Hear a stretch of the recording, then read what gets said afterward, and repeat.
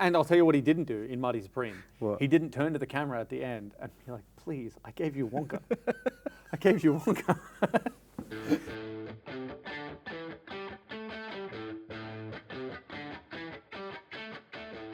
Welcome back to No Bad Seats, the Regent Cinemas podcast with myself, Luke. And Sam. And we are here today talking about Cold Storage. Cold Storage is a film with Joe Keery and Georgina Campbell and Liam Neeson. And Liam Neeson is doing these films coming off the bat of like Naked Gun. It felt like he was still a little bit left. It left felt like he in was that. playing his character from Naked Gun. It was a bit hammed up. Like, it was very hammed up, and but I think that's the tone of the movie was quite fun, Yeah, quite over the definitely. top. It's got an MA rating, which is interesting. Oh, wow, okay.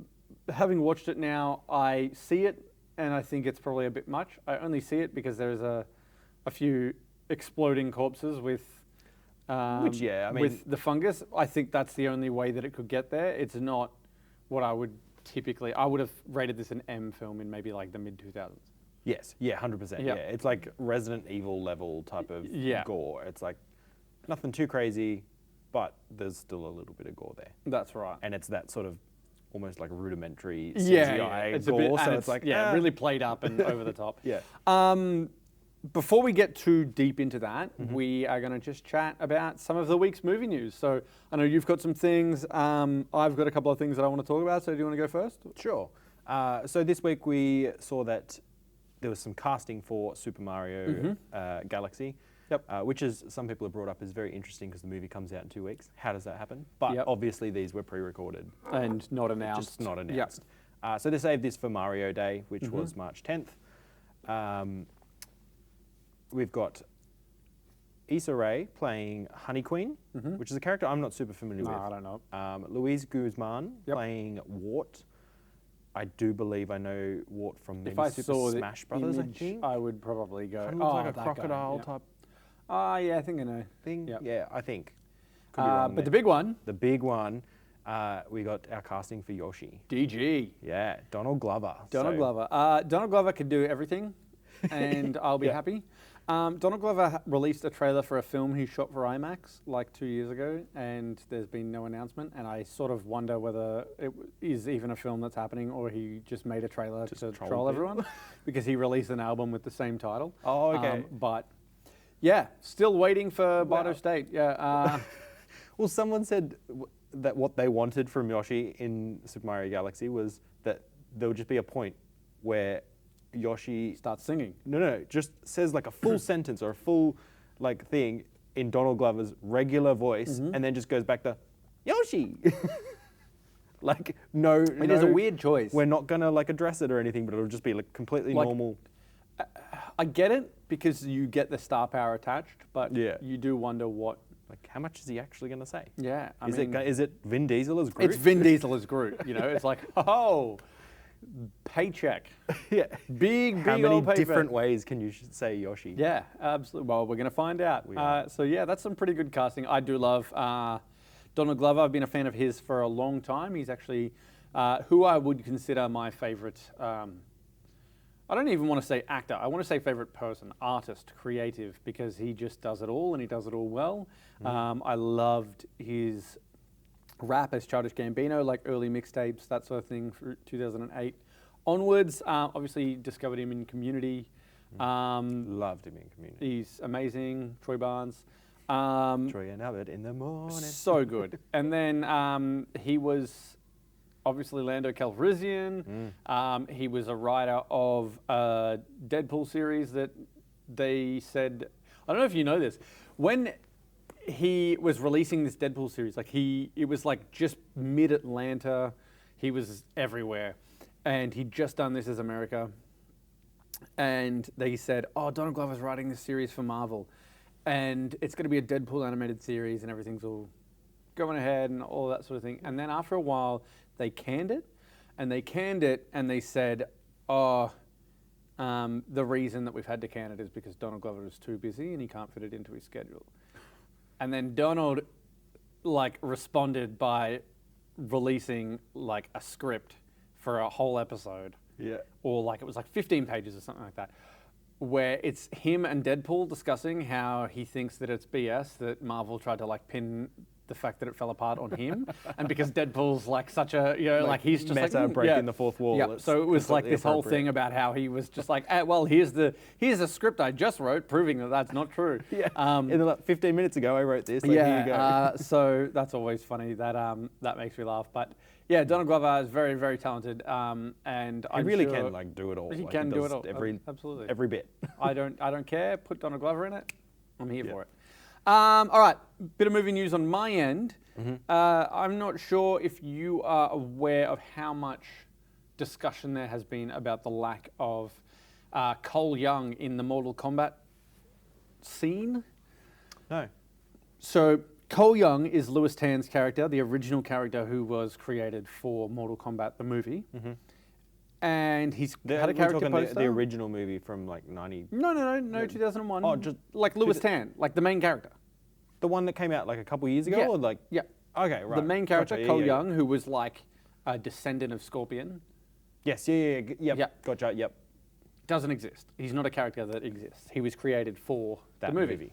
And there's been like a lot of discussion about how people didn't like his character because obviously you're in a world where there's all these characters. And we want to see all You want to see Scorpion. Scorpion was there, but he wasn't like the main, like he was there as the crux, pull him back, Scorpion's back, that sort of thing. Yeah. And Cole Young was this original character built for that. People are noticing that he's in like none of the marketing except for like he's got a character poster.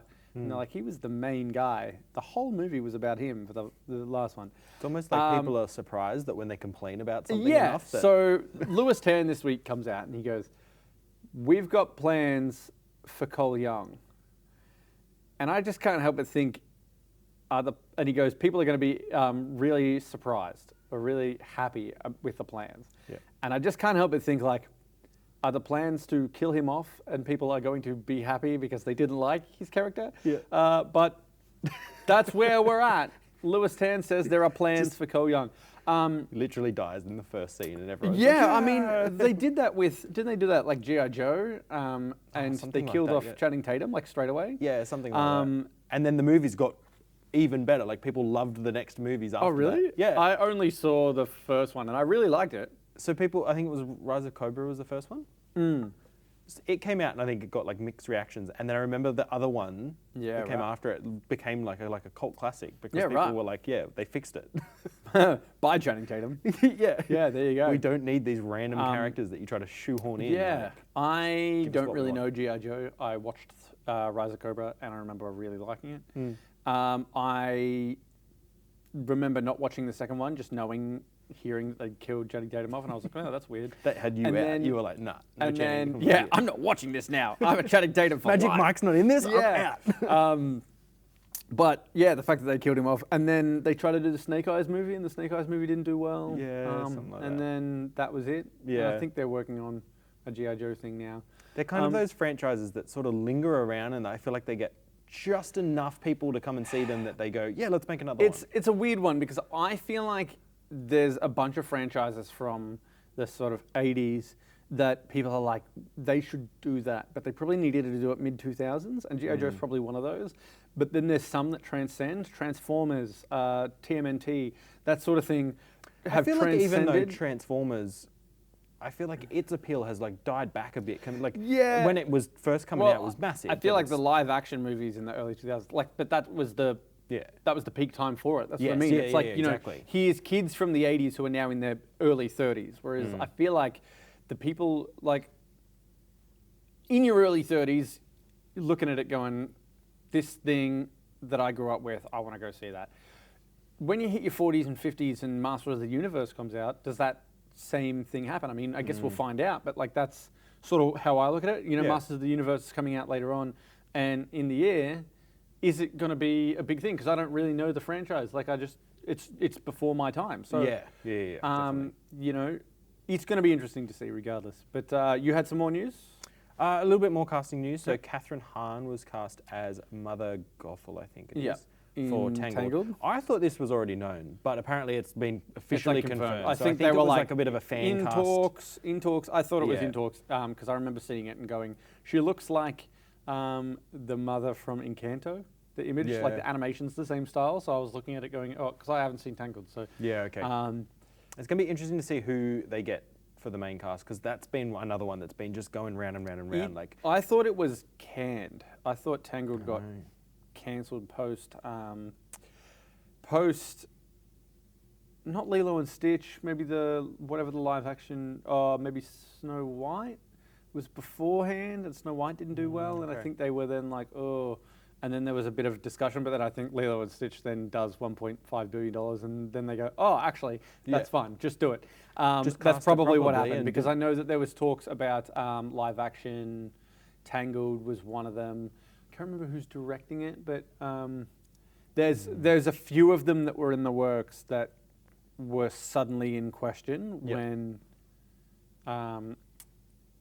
it might be Brave might be getting I think done. that was one at one point. That was suddenly in question, but you know, then we've had Lilo and Stitch do well, Moana's going to do well, and it's just going to be like printing money, you know? Yeah. So yeah, there you go. All right, another one on my end. This one, very, very good to me, and I think this is something that I've told you my reasoning on it, and I believe that this is a big fact. But Universal have just announced that they're pushing their video-on-demand home purchasing out to 5 weeks from release date. Now, that is a huge deal, because I know that movies have had sort of a minimum.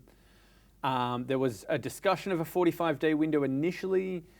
It wasn't really withheld. It was like mid-COVID, everyone sort of said 45 days, but then a lot of these studios have turned around and gone, oh, the movie's underperforming, 18 days, 2 weeks.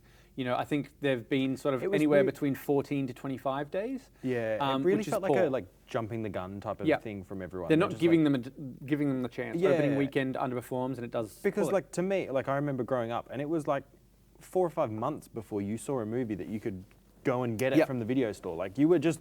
There was like no man's land in between. Exactly. It was like, if you didn't catch it at the movies, you missed it. That's right. And I think what we've done as a society, or what the studios have done by doing this, is train people that if I miss opening weekend because I don't know the film's coming out, I see it is just out, and I go, oh, I want to see that, but I'm busy, for whatever reason. By the time weekend 2 rolls around, they're going, oh, I could go see it this weekend, but they've already announced a release date, and it's actually going to come out 2 weeks from now, so I'll just wait and I'll watch it at home.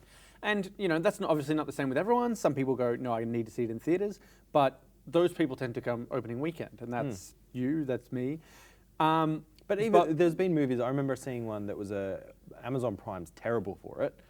They had in theaters 14th of March, on demand 14th of March. Yeah. I was like, what's the point? Yeah. Like just make that an on-demand movie. Because even myself, like if it was a big enough movie that I was super excited, you know, if it's, I don't know, the new Batman movie, I'm going to still go to the cinema. Yeah. But it wasn't. It was some like low level. That's not every film, right? Yeah. And then I think basically by Universal doing this, and I think it's great that Universal have done it, Disney's very good with it too. And like Disney have had a 60-day window. And I always think that it does very well. You look at a movie like Zootopia, you look at like Disney has just come on Disney Plus. Yeah, exactly. Yeah. It feels like enough time that you go, oh, if I wanted to see that, I'd watch it. And then they perform well. And then they last in the cinemas because they're not available. So people go, well, I'll come see it. We had Zootopia 2 this weekend. Yeah. And it was a kids flick. It was a $6 ticket. But it's still sold heaps. Yeah. Because people go, oh, yeah, that's still on. Funnily enough, my kids, probably a week or two ago, started going, I really want to watch Zootopia 2. Can we watch that again? And I was like, oh, yeah, like, we'll have a look. And then this week came out on Disney Plus, and I was like, oh, exactly. Wonderful. Like, Perfect timing. It's the perfect timing. And that's the thing. Disney's been good for it. Universal is doing it. And what that does is it creates...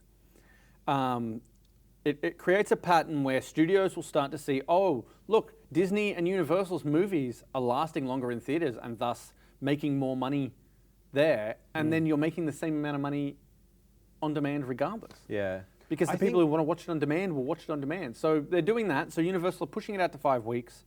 And then as of 2027, they're pushing it out to 7 weeks, which will probably be a similar, like, roundabout similar to Disney's 60-day policy, which will then just mean that it gives the films time to breathe.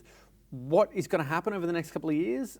if more studios agree and commit to this, the people get trained to, like, we get trained out of this, I'll just wait 2 weeks because it'll be on streaming, back into a period of, if I want to see it, I go watch it at the movies. Yeah. And if I'm happy to wait, then I'm happy to wait. I think this also, as much as it was probably like 90% COVID that did this, like brought down those windows, things weren't performing, all of that. I think also some of those big blockbusters like Avengers, things like that, have a little bit to answer for because so much emphasis was then placed on opening weekend. Yep. We made $200 million opening night, opening weekend, like, and everyone was then chasing these massive numbers. Yeah, I mean, they went through this whole period of Hollywood where it was like, if it doesn't make $1 billion, it's a failure. Yeah. If this movie doesn't hit $1 billion, and it was because, you know, I think Marvel did a very good job of setting up for years where they go, if you see this film, you have to see the next one. You have to see the next one. Yeah. And where they stuffed up was in COVID going, now it's TV shows because they've added 15 hours of content, and it was like enough of a, well, I can just step off the train here. Whereas if they never had that, people would still be coming to see all the movies because they were caught up, and it was like, well, I've seen all 20 of them in cinemas, so why wouldn't I watch the next one? Yeah. And they would do that. But now it's like, for me, I haven't watched all the Marvel series, and I don't intend on. I think I've caught one out of the last like 5 Marvel movies at the cinema. Yeah, exactly. So it becomes this thing where they've lost that. Whereas previously they had a sort of inbuilt, it's part of the franchise. It's twice a year, you'll go see it. Yeah. And then people will go, twice a year, yeah, I can go. 3 times a year, yeah, I can go. Cool.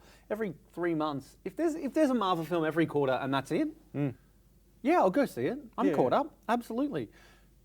It starts to spread it thin. Add into that, yeah, 15 hours of content for each character. Exactly. Which it's so hard because we're living in an era where they want content. You want content.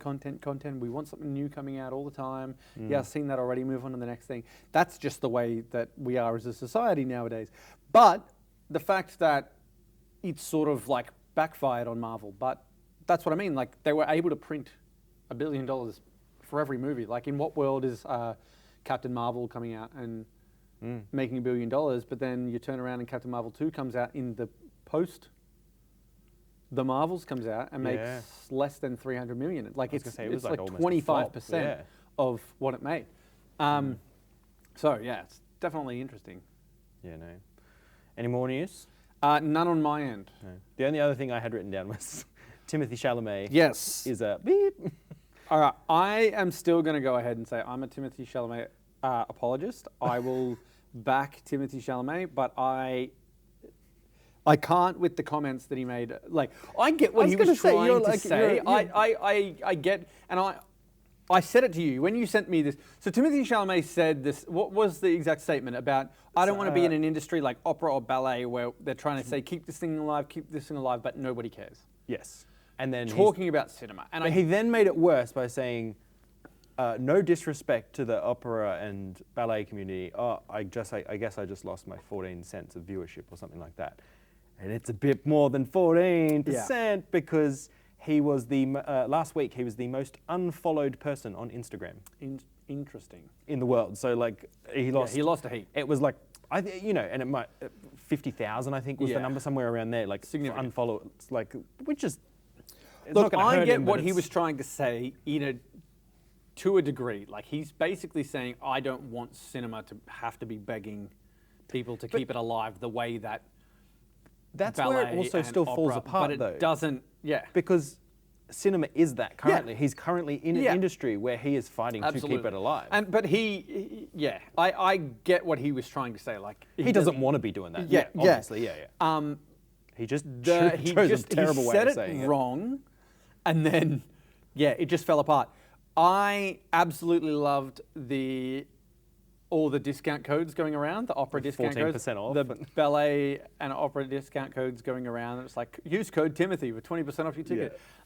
Brilliant. I think that is the perfect way to, because I don't know about you, but I haven't seen any advertising for ballet or opera ever on my social media. And suddenly this week I'm seeing codes for Timothy.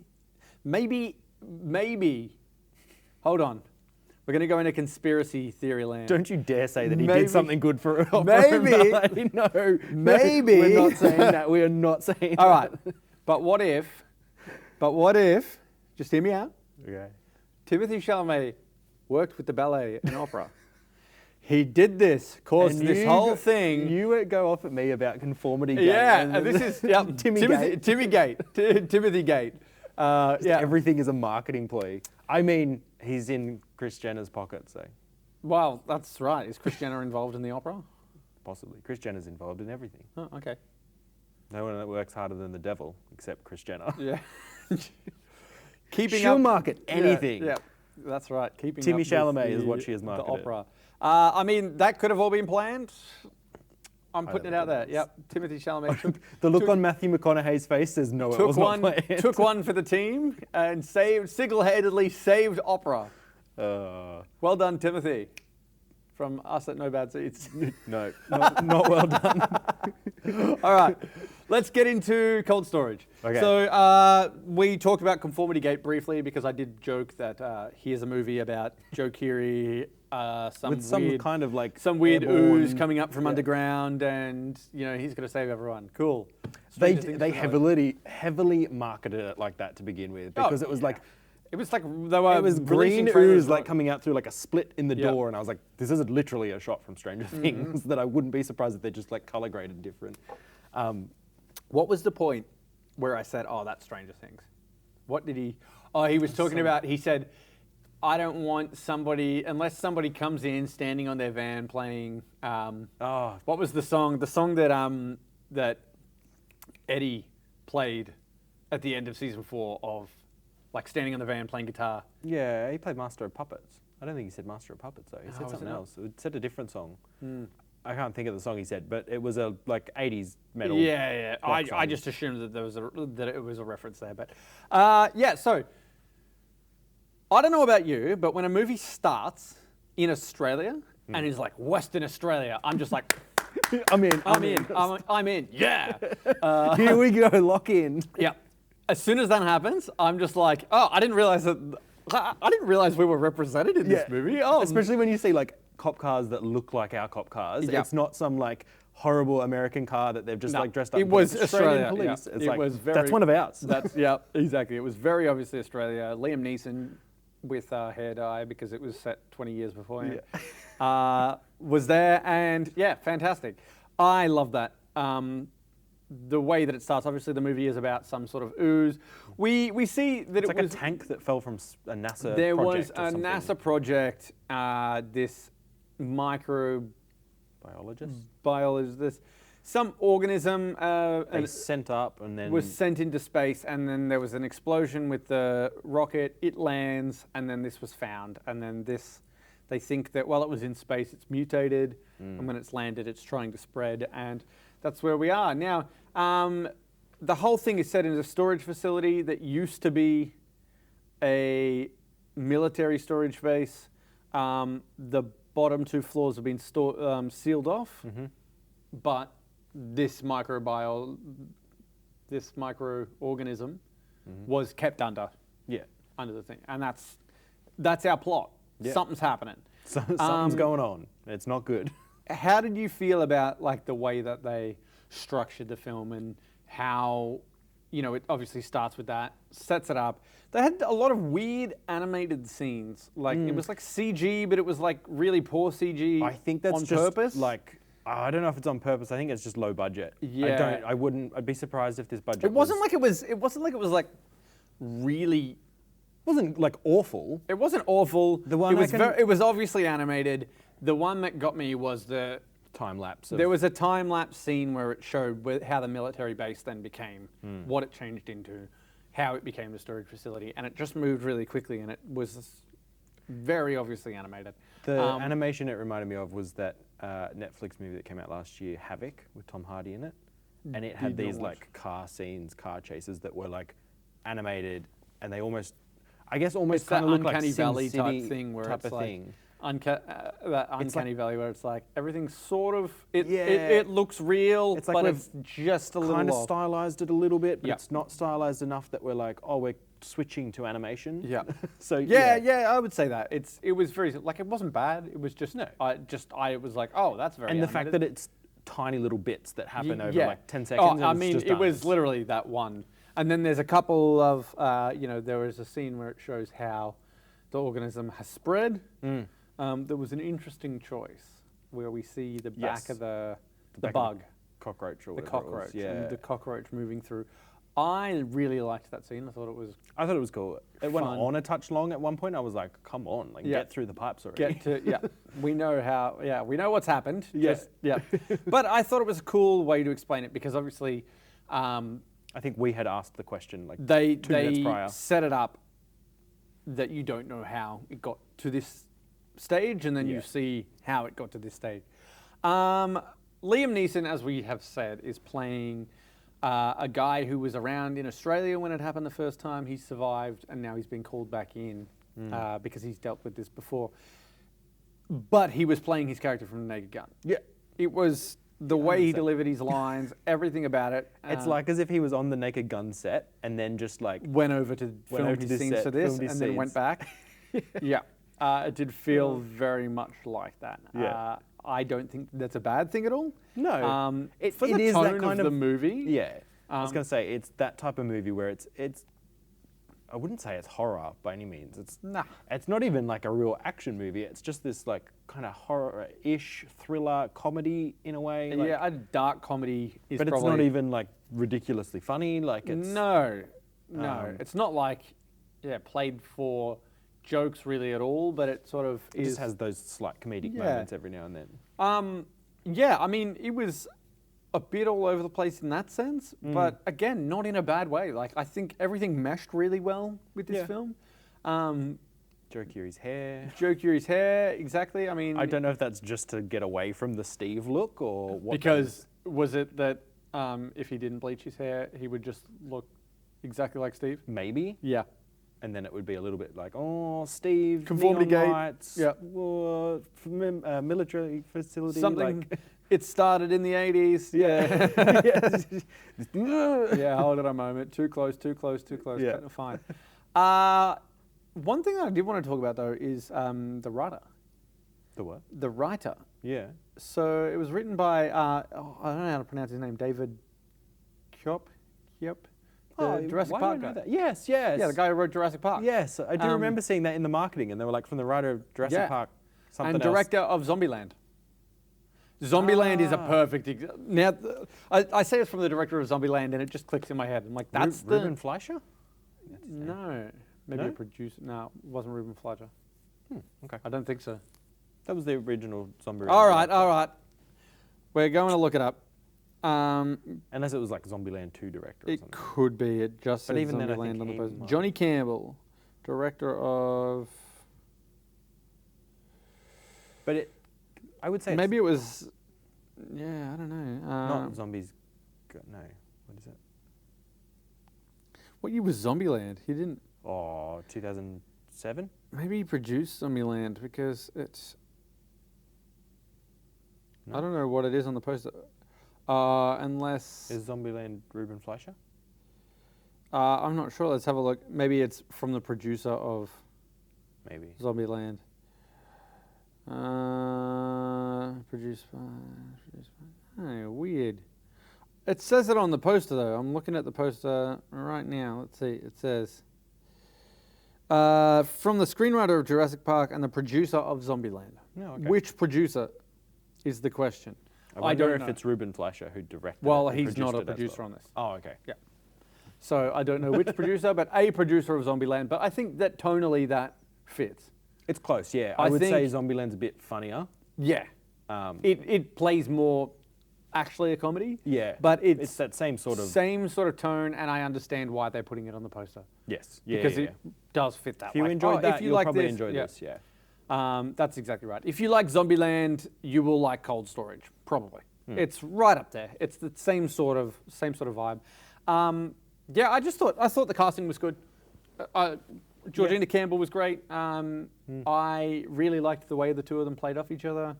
I thought Liam Neeson, as we said, he was sort of in and out.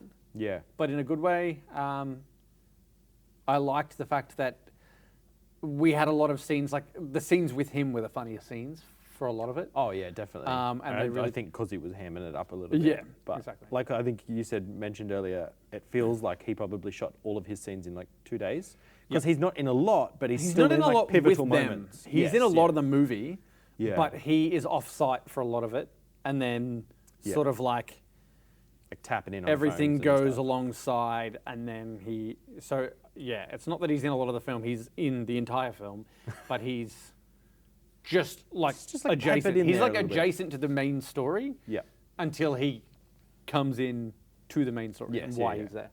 Yeah. Yeah, definitely. No, I had a lot of fun with this. Nothing like super notable that stands out that was like brilliant, but I had a lot of fun. This is probably the first time I've seen Joe Keery in something that hasn't been Stranger Things. Yes. Apart from his music career.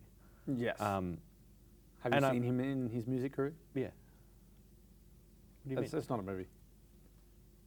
What? I'm just talking. What's the word?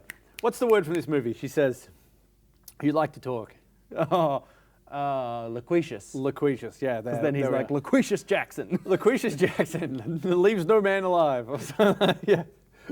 Right, Bad line. But I love it. But yeah, no, I think it was a good entry by him. I'm keen to see what he does next. Have you seen, like, I don't know. What else has he been in? I don't think much else. And you got Stranger Things. You make he music. May have what played else like a supporting character in something, but I don't know. Not that I can think of off the top of my head. So I'm keen to see what he keeps doing. Do you think that he, even post Stranger Things, has enough sort of star power to lead something? I mean, granted, like I think this film was probably shot between seasons 4 and 5 of Stranger Things. They sure had enough time. Yeah, exactly. He had to find something to do. I reckon that's when this was probably shot. So leaning on that, we're at a time where Stranger Things is still the biggest thing in the world. They're probably going, cool, we're going to launch this directly after Stranger Things and ride that wave. It's probably going to be a good thing for this film. But do you think that going forward, Joe Keery has enough? I don't think to lead, not something big. Not right now. I think a good supporting character would be where he'd land at the moment. Yep. I think, was he in talks for Harry Osborn? I did see something about that. I think it was him that was rumoured. That could be what booted him into the next phase. Yeah, that's not a bad place for him to sit as like a villain. How do you feel if we go, all right, so we go Joe Keery, Harry Osborn. He kind of looks a little bit then too you much have like Tom Holland though. Like they have like a very similar like aesthetic. Yeah, but the hair's different. It's, you know, like when you play a video game and you like load in the default character and you just change the hair. It's like or like a Lego character. Copy, you just clip off the hair and clip on a different hair. There you go. Completely different person. Exactly. Mass production, it makes it much easier for the Lego Spider-Man sets that are going to come out. But then you got talks of Caleb McLaughlin playing Miles. It'll be interesting to have the old... And Sadie Sink's in it as well. Oh, and Sadie Sink's... Oh, we've just got everyone's just like, quickly, grab all the Stranger Things kids and put them in a movie. Give me Spider-Man. Yeah. Get me pictures of Spider-Man. So, yeah, no, interesting. Yeah. I could definitely see that casting. And I think you're right. That's a good space for him to be in where you're like, here's a character that's important, but he's not the main character. Give him more like and 80s style horror movies that are fun little cheap things to make. Like, I hope this was cheap. I hope they didn't spend a lot of money. Yeah. But things like this, I think he can lead absolutely. a bigger supporting role. I think this is probably right on the verge of the sort of film that would make the cinema. And I think I'm glad that it's made it into the cinema because it's I was a little surprised when I think the very first trailer I saw, I was like, oh, this is going to go straight to demand or whatever. And then was pleasantly surprised to see, hey, come into theaters. Yeah. I was like, okay, I'm in. Like, I am glad, and I think it's the perfect kind of like, you get these movies every now and again, and we have like a lot of movies running at the moment, and I think it's this period where they just drop 4 or 5 movies a week, and it's really hard to sort of have a lot of things going on, but it's always good when you have these movies like this that are like 90, 100 minutes. They're easy watches. It's fun. It's enjoyable. It's like the perfect thing that you want to experience at the cinema because they can't all be like big blockbusters, but those big blockbusters are often really quite heavy. Yeah. And this is the perfect, like, oh man, I had a fun time at the movies. Just an enjoyable afternoon at the movies. Yeah, exactly. Yeah. You would go, you grab your popcorn, you grab your drink, you sit in, you watch this, you have a laugh, you enjoy it. It's the perfect kind of movie for that. Yeah, definitely. And yeah, I mean, that's Cold Storage. I don't have much more to say on that, but I had a good time and it was good fun. Absolutely. Yeah, it's going to sit somewhere in the middle for me. Like, as like a nothing too great, but still. I'm glad I watched it. Yeah, but but it's not. It's probably the type of thing I'd happily just chuck on like a Friday night and be like, I'm just going to enjoy. Let's watch this. Yeah, easy watch. Easy watch is the big thing because I think I've got a bunch of movies lined up that I really, really want to watch, and a lot of them are the Oscars movies, but they're big, heavy movies. They're heavy movies, and it gets to Friday night, and I'm like, I need to to watch this, but I just don't have it in me right now. And then I can turn around and go, this would be the kind of thing that I'd be like, yeah, I'll watch this. And it's like getting, you could go and get some gorgeous big steak meal from the pub or from a restaurant, but you have to leave the house. Could get McDonald's on the way home. Yeah. And this is the McDonald's on the way home. Yes, exactly. You know it's still going to be a good time. You're going to be happy, and it's easy and fun, and yeah, exactly. It's exactly that. Yeah. And I think that's a good thing. But that's Cold Storage. I want to talk Oscars with you. We're going to just do a little bit of discussion here. I know we did discuss having a big Oscars episode and we haven't gotten around to it, but I also haven't gotten around to watching all these Oscars films for the reasons that we said. I mean, I am really, really keen to watch a bunch, but I've still got, I've only watched 6 of the 10 films so far. Okay. I need to look at the list again because I cannot remember what has been nominated and what hasn't. Fair enough. Apart from now, we've had all of the films in, and then some other nominated films. Like, for example, we had If I Had Legs, I'd Kick You because Rose Byrne got nominated for Best Actress for that. I have watched that. That's fantastic. We've had It Was Just an Accident. We've had Song Sung Blue still playing because Hugh Jackman got nominated and Kate Hudson got nominated, I think. Yep. For that. So in terms of the Oscars movies that I have seen, Begonia, F1, Sinners, Marty Supreme, what else is on the list? One Battle After Another. Best Picture? That's 5. I haven't watched Sentimental Value. No, I haven't seen that. I haven't watched Hamnet yet. It's got Begonia, F1, Frankenstein. Frankenstein's the other one. Hamnet, Mighty Supreme, One Battle After Another, Secret Agent, Sentimental Value, Sinners, Train Dreams. The only one I haven't watched Sentimental Value and I haven't watched Secret Agent. And did you finish Train Dreams? Oh, I haven't watched Hamnet. No, I still haven't finished Train Dreams. So we're on the same. We're on the same, and it's the same 4 movies that we haven't watched. Hamnet is one I'm just not keen to watch. I am really torn. Part of me is very keen to watch Hamnet. I've heard amazing things. But death of a child. Yeah. Don't need that. Don't need that in my life. Heavy watch. So I've heard really, really good things, but it's really tough. So Best Picture, what? I think Best Picture's a fair split between 2 movies. There's a lot of discussion. Oh, excuse me. There's a lot of discussion at the moment about Sinners and One Battle After Another. Now, obviously, for me, Sinners and One Battle After Another were my movies 2 and 3 for the year. So I would say that I personally think Sinners is a film I would prefer to watch again. Yeah. Whether or not that's a Best Picture reasoning, I don't know, but that's what I think. And I think after, Timothée shot himself in the foot, saving the opera and ballet this week, I think Sinners is probably the go for Best Picture. I reckon of the. That's my thought. I think it's only ever been between those 2 for Best Picture. I don't think many of these others really got a look in terms of Best Picture. Yeah. I think I'd love to see Sinners win. Yep. I think the favourite is One Battle. Yep. I think it's going to take that. And I don't hate that. I don't hate that. No, honestly, I could definitely see it winning it. I think it's one of those movies that it's always interesting to see. the film people versus the non-film people. And I often feel like I, even as a film person, don't fit in that category of film people. And I'm like, where I go, I don't understand why they think that this is the best thing they've ever seen. It's very pretentious or something. But I watched one battle after another, and I was like, this movie rules. I don't know. Yeah, exactly. So, that gets down to my opinion on it. This movie rules. Yes. But if that's what they're looking at Oscars-wise, Best Picture. Cool. Okay, let's go through a couple of these. Yep. We'll go actor in a supporting role.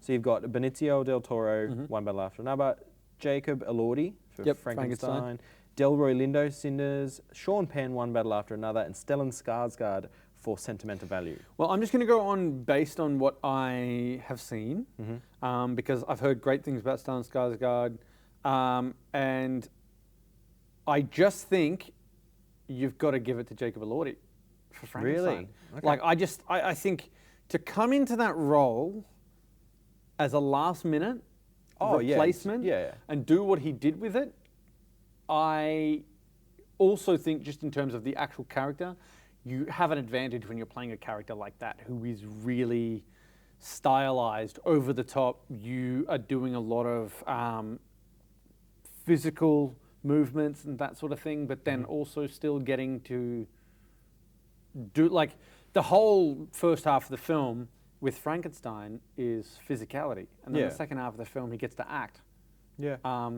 or like vocalize his acting. He gets a much broader range than a lot of people on that list do for supporting. Definitely. And I think that that's going to benefit him. I think he's probably the underdog in this. I don't think there's been much talk around him taking it out. So Stellan Skarsgård was leading a lot of the award shows for Sentimental Value. The hot pick currently apparently is Sean Penn. A lot of people think Sean Penn. I mean, if One Battle's going to win Best Picture, it sort of then just like knocks everything down. Yeah. It was a very good role. He is menacing in that performance. In a very strange way. Binds the movie together as well. Like, I could see it happening. I don't know if him already having 2 Oscars goes against him for a third. Well, it can, but it can not as well. It's one of those things where like people are like, oh, it's going to go I gave against it him. to this person. Well, I mean, last time it was I gave it to this person because he already has an Oscar win. Remember? It was he didn't actually have one, but the person you gave it to did. So who knows? Yeah. Actress in a supporting role. This one I think is going to be an interesting one to see. So you've got Elle Fanning for Sentimental Value, Inga Ibsdottir Lilias for Sentimental Value. So they've got 2 nominations. In it. Amy Madigan for Weapons. Wunmi Mosaku for Sinners. And Tiana Taylor for One Battle After Another. So I'm pretty sure the favourite there it's between Amy Madigan and Tiana Taylor. I would say Tiana Taylor. I feel like she is the favourite. Again, it's gonna be one of those things. I feel like Amy Madigan comes in because Weapons didn't get much in terms of nominations, and then people go. Horror notoriously doesn't do great at the Oscars. Exactly. It's not super accessible, but in saying that, neither is One Battle After Another. So. Well, exactly, but it definitely feels like more of that Oscar movie. I feel like Tiana Taylor is probably more. And I think that's a decent win too. She did a great job in that. Someone did mention that. Who else did they put up against her? I can't remember now, but they were saying that she doesn't feel like she's there the whole movie and really holds the movie together, whereas some of these other characters, I think Wunmi Mosaku from Sinners, they were she's there, she's very prominent in the movie and holding it together. Then we'll go that's fair. All right. Actress in a leading role. I'm pretty sure this one's a lock. Rose Byrne? No, Jessie Buckley. Hamnet. Hamnet. I think she has won every single award leading up. Okay. Underdog.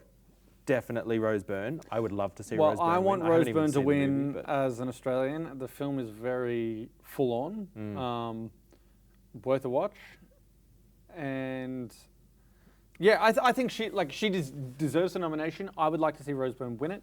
I obviously haven't seen Jessie Buckley in Hamnet, but I think I've heard very, very, very good things about her. She's been like the talk of the town since it came out. Like, it was like, she is and amazing. And then they she's continued brilliant. to talk about it when The Bride came and went and flopped. Flopped very badly. And and everyone's like, oh yeah, so how good's Hamnet? Anyway. But the other ones in that category are Kate Hudson for Song Sung Blue. Yep. Renee Rensiv, I don't know how to say that, Sentimental Value, and Emma Stone, of course, getting nominated for Begonia. Complimentary Oscar nomination she always gets. Yep. But no, I think that's going to be Jessie Buckley, but would love to see Rose Byrne get it. Let's go, Rose Byrne. Actor in a leading role, this is the hot topic, I think. It's Michael B. Jordan. Well, yeah, I mean, You had a go at me saying so that we've had this discussion before. Yes. And you are a notorious Michael B. Jordan hater. No. I never said I love Michael B. Jordan. Oh, well, I don't know. I feel like you are more focused on Michael A. Jordan, and Michael B. Jordan doesn't get much love what from about Michael C. Jordan? No. I had said that I didn't believe that his performance in Weapons felt like an Oscar performance. More coming out from the point of view of like, what are the Oscar Academy members gonna vote for in like, this ticks all our boxes as old white men. Yeah. Okay. So racism could maybe suggest potentially that yes. The Academy has gotten better, but but they're still my theory is, and maybe this is me leaning as a twin father, but I look at it and go, when he played twins, there was very clear differences, and there was a lot of like, you could look at him. There was scenes in either character, and you would know which character. And I think that is fantastic because you are playing two completely different characters. 100%. And that, like, if you can't give love to that, I don't understand. That would be my thought. Looking at the movies that I've seen and a lot of these ones, I look at that and say that is a performance that it's easy to distinguish. Yes, the two roles, and that's really important. Out of this list, that is my favorite performance. Yeah.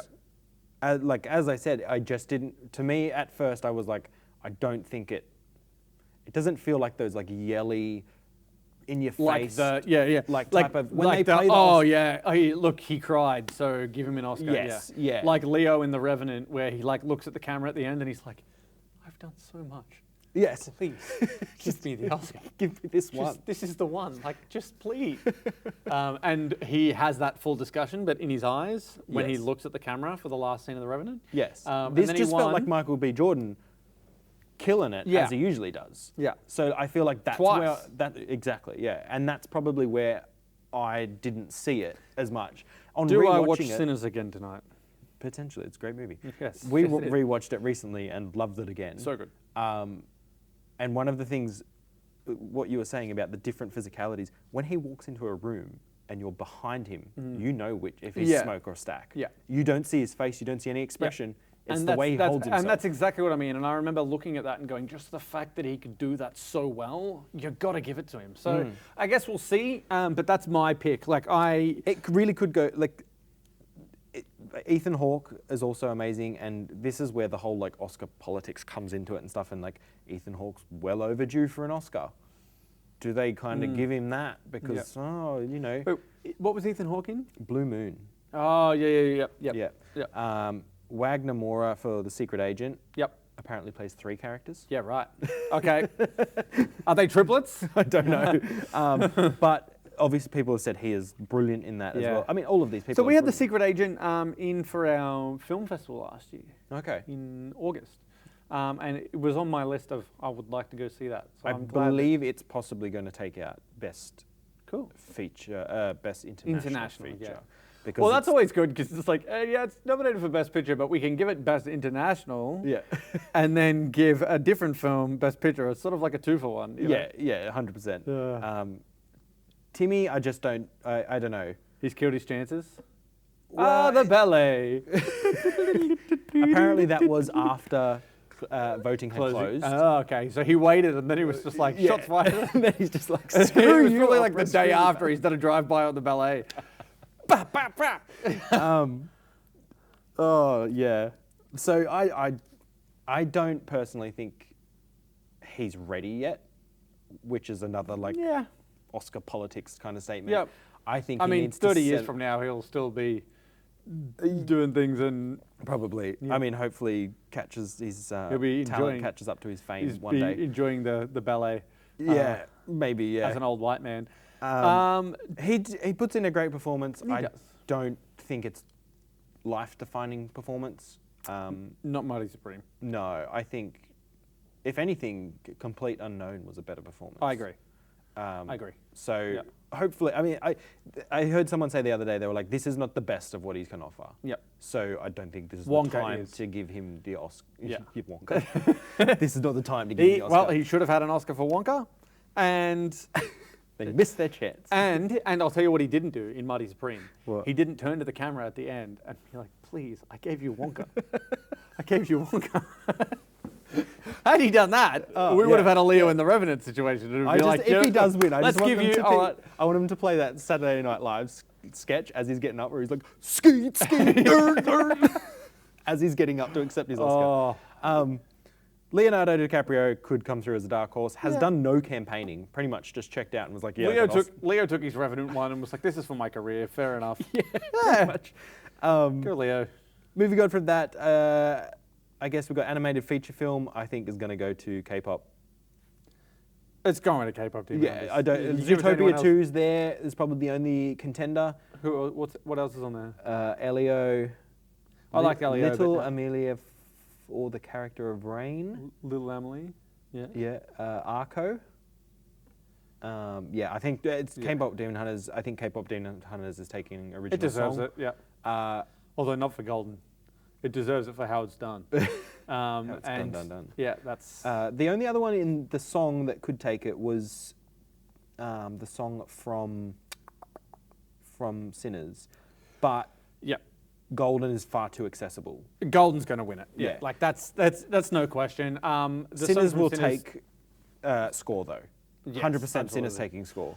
Now, I do want to talk about the Oscars, because obviously, it's next week? This time next week, or...? No, Sunday. Monday for us, Sunday. Oh, this week. So 4 days from now.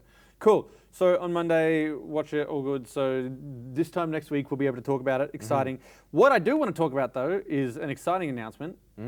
Matt Berry is the announcer. Oh, okay. So last year, it was Conan with Nick Offerman as the announcer. Yes. This year, it's Conan and is Matt Conan Berry. doing it again? Yes. Oh, no. How have you not seen this? I don't know. You've not seen nothing for the Oscars? Like, they've had him in the Oscars pose and everything? I think I probably just assumed it was the same, like shots from last year. Yeah, no, he was immediately asked back. Yeah, okay. He did a great job. I'm very glad, because Conan rules. The only person that can do a better job, Ricky Gervais. Only because he'll throw shit at everyone.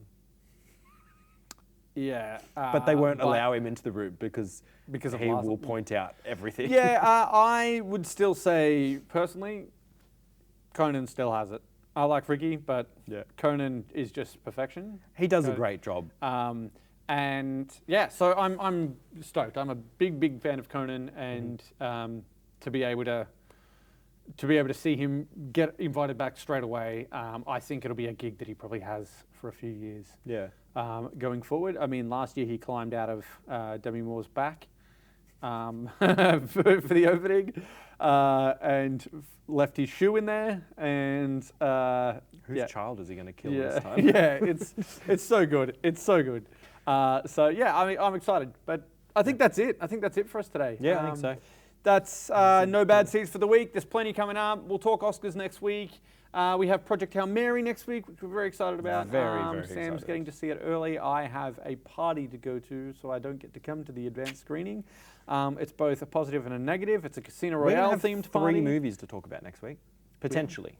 2 at minimum. Yep. But 3, possibly. Well, that's right. So next week we are also hosting the mystery movie on Tuesday night, which is super exciting. We are gonna go in, watch a movie with the audience, and then discuss it with you guys afterwards, and just hang out and have a chat, see who wants to talk on camera and tell us what they thought of the movie. Tickets are $13.50 if you're a V Rewards member, And yeah, I mean, it's going to be super exciting. You get to see a screening for really cheap. You don't know what it is, and it's going to be a good movie. Be a lot of fun. I've heard very good things about the movie. Very, very good things about the movie. I had a friend who managed to get to a very early preview screening maybe 3 weeks ago. And he said to me, I don't know how this has no Oscars talk. Yeah, okay. I think it was released or is getting released in the States post Oscars cutoff, so it'll probably be for next season. Okay, interesting. But have heard amazing things. Very and keen. it's cleaned up at other award ceremonies. Yes. We won't give away too much. But, and then potentially Ready or Not 2. And potentially If Ready or Not if 2. you get to Project Hail Mary before next week. Oh, I'll get to Project Hail Mary. I'll get there. So 3 movies next week we'll chat about. And yeah, Ready or Not 2. And I need to watch Ready or Not 1. You do. Great movie. I've got it ready to go. Got it. Great movie. All right. Until next week, this is No Bad Seats. And remember, there are no movies. No? There's no movies. There's no movies. Remember, there's no movies. Remember, when you come to the movies, there are no bad seats. We'll see you next week.